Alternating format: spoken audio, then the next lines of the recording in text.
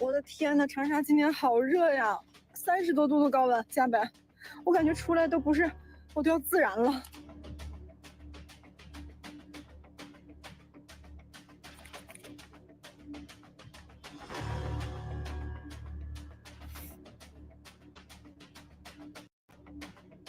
妈，我上学去，我热死我了。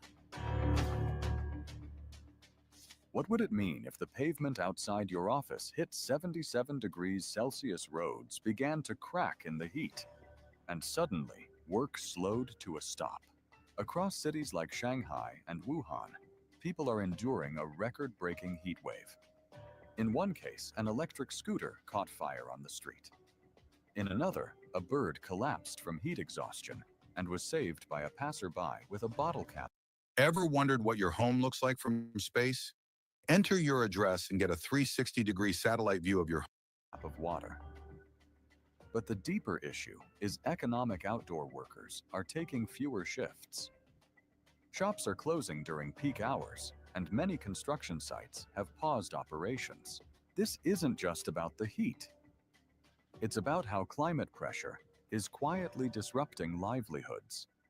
When extreme weather meets an already fragile economy, what breaks first, infrastructure, income, or something else?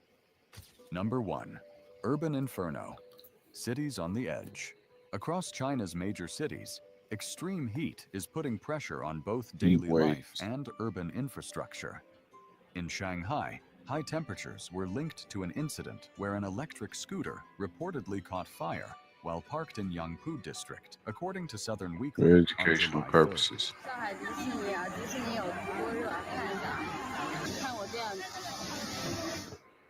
Commuters exiting metro stations often waited in shaded stairwells, hesitating to step into the direct sunlight. In commercial areas like Jinggan and Shuhui cafes and small shops noted rising electricity bills as air conditioning ran non-stop during peak hours, pushing operating costs higher.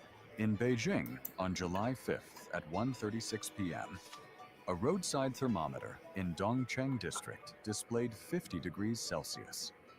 Kaikshan later reported that several parks in Chaoyang and Haidian temporarily closed to prevent heat-related health issues and reduce fire risk. Local authorities advised residents to limit outdoor activity and stay home. So that's like 122 degrees, man.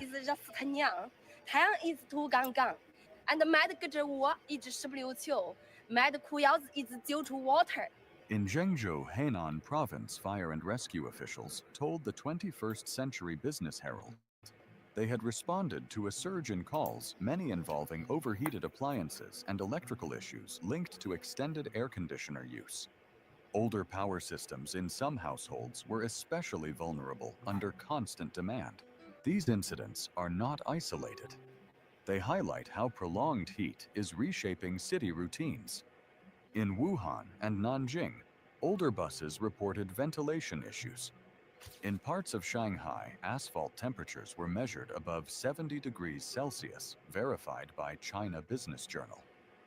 People in high-traffic shopping areas noted that the ground surface became soft enough to affect footwear. This is not just a weather event. It's a test of how cities cope with new extremes. As routines shift, services pause, and people adapt. 看看是你们那里热起来了，看看车都不能过了。你那里有多少度？看看这。One thing is clear. The heat is no longer just an inconvenience. It's a challenge cities must learn to manage. Number 2. From heat to havoc. Infrastructure collapsing. Concrete roads in Jiyuan, Henan Province are showing signs of heat-related cracking due to sustained surface temperatures above 60 degrees Celsius. A dashboard camera video circulated on Weibo on July 4th, verified by Yikai Global and the Economic Observer, shows a section of highway rising and splitting horizontally. Experts cited insufficient expansion joints and accumulated thermal stress. In Hangzhou, residents measured ground temperatures at West Lake reaching 55 degrees Celsius, while outdoor trash bins reached 57, according to Southern Weekly, on July 5th. Household appliances have also been affected. A widely shared video on Douyin, reviewed by China Business Journal, shows a household fan showing visible heat-related deformation after prolonged exposure under a tin roof, highlighting vulnerabilities in unprotected homes and small workshops. Construction work has been suspended in parts of Nanjing, Wuhan, and Chengdu. Local bulletins referenced by the 21st Century Business Herald advised halting outdoor activities from 11 a.m. to 4 p.m. due to high heat index risks. In Wuhan's Wuchang district, scaffolding at a commercial project was left unused during peak hours. A contractor interviewed by Kaikshin said shifts had been reduced by half to avoid heat-related health risks and liability concerns. Agriculture is also under pressure. In Shandong, cold storage reached capacity by early July. Beijing reported that watermelons and peaches could not be stored safely and were sold off at reduced prices. In rural areas, demand for preserved ice spiked over 30% as farmers rushed to protect remaining produce. Transport and logistics are experiencing similar disruptions. Courier companies in Jiangsu and Anhui reported delivery delays due to warehouse overheating and midday driving restrictions. A logistics manager in Nanjing, quoted by the China Business Herald, said some routes were paused between noon and 3 p.m. to ensure driver safety. These developments reflect a broader shift. Extreme heat is no longer a seasonal inconvenience. It is now disrupting daily work logistics and food distribution, placing additional strain on systems already under pressure. Number 3. Invisible victims. How the heat is breaking. Look, you're not actually going to get anything Reaction done by watching video, my man, YouTube to the video. heat In fact, you're in literally China. only procrastinating.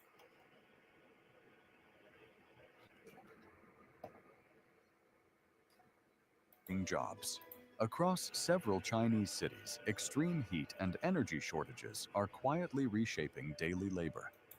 In Hubei Province, small business owners are adjusting their hours to survive. We close from noon to 3 because no customers come out in this weather, said a restaurant owner in the Sanxiaoku district, quoted in a July 6th report by Southern Weekly. Temperatures during that period often exceed 40 degrees Celsius, making outdoor activity nearly impossible. Delivery services are also under pressure. Eli Daimi's internal report, summarized by Yikai Global on July 7th, recorded nearly a 30% drop in delivery volume nationwide during the first week of July. A Meituan driver interviewed by Caixin noted there are fewer orders, and the heat makes every task feel 3 times harder. Working a full 8-hour day is no longer realistic. Arm covers, cooling towels, and sun protection gear have become common, but provide only limited relief during peak hours. To reduce exposure, some technology firms in Chongqing and Nanchang have switched to remote work. However, according to a labor trends article in the 21st Century Business Herald, this transition has led to unplanned staff reductions. Declining in-office interaction and lower productivity metrics have prompted companies to quietly reduce teams. A hiring manager at a mid-sized tech company in Nanchang confirmed a gradual staff reduction strategy to avoid unwanted attention. Hiring efforts are also slowing. Outdoor job fairs in Kunming and Xi'an have been suspended since early July due to high heat levels. Local labor bureaus, according to China Business Journal, have advised organizers to move events online or delay them entirely.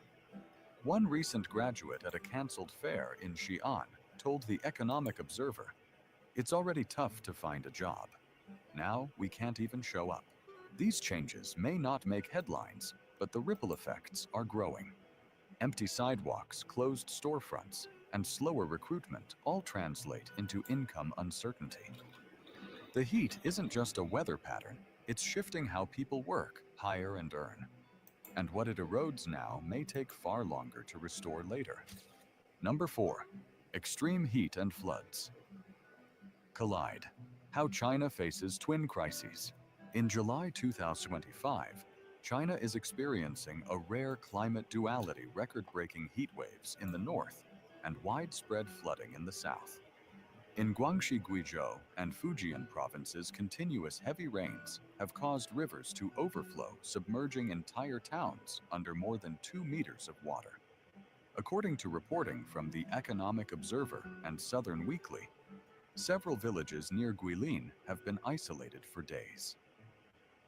Viral footage from Guilin's Old Town area, verified by China Business Journal on July 6th, shows residents navigating submerged streets in inflatable rafts as floodwaters reach second-story windows. At the same time, the northern and central regions, including Beijing, Henan, and Shandong, are facing intense heat with ground-level temperatures in some areas exceeding 60 degrees Celsius. The simultaneous occurrence of these extremes is putting significant strain on labor and logistics systems. Seasonal labor migration has been disrupted. Workers from flood-affected provinces are unable to travel north for summer agricultural jobs, as roads remain closed and train services have been delayed due to weather-related damage. A logistics update from Yikai Global on July 7th reported transport bottlenecks at regional hubs in Zhengzhou and Nanning. Agricultural supply chains are also under pressure. Perishable goods from southern farms are missing delivery windows, while northern fields suffer from labor shortages and heat stress. As a result, prices for vegetables, including cucumbers, leafy greens, and melons, have risen by 10 to 15% in select urban markets, according to a bulletin from Beijing. In coastal cities such as Fuzhou and Xiamen, fresh produce availability dropped notably during the first week of July. These conditions are challenging already stressed financial systems. Local governments in Guizhou and Guangxi are struggling to fund relief efforts. Insurance providers are reporting a sharp increase in claims for crop loss, property damage, and transport interruptions. A July 8th analysis by 21st Century Business Herald cited officials in Nanning, noting that emergency funds were under significant strain. Some flood zones experienced delayed aid due to heat-related disruptions in surrounding transport centers. Together, these concurrent crises reflect a broader EVE Online is a challenge. As extreme weather becomes more frequent and complex, its combined effects